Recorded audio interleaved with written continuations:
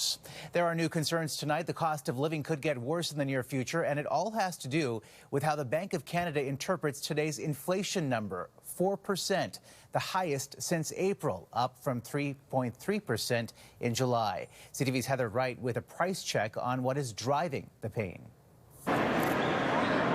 Inflation is higher for the second month in a row, raising the possibility the Bank of Canada could hike interest rates again by the end of the year. And basically, the entire reason for the increase in August is due to that gasoline and energy prices increasing. Everything else is basically a wash. Gas was up 4.6% last month compared to July and 0.8% year over year. Bad weather and supply both factoring into the rising cost of fuel. In July, oil-producing countries cut output, putting a squeeze on the global market.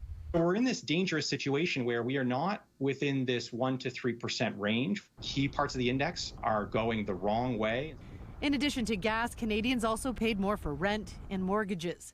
Rent increased by 6.5% nationally, while mortgage interest costs shot up 31%.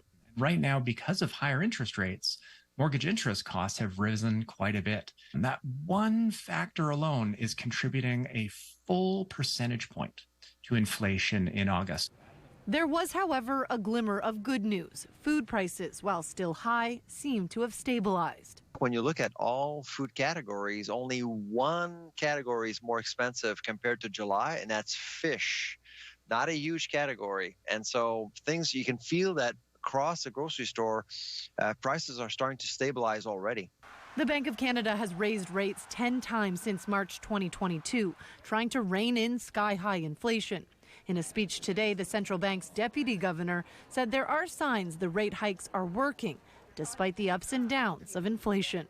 Recent data have provided evidence that our policy rate increases are slowing demand. We're mindful that past increases in interest rates will continue to weigh on activity.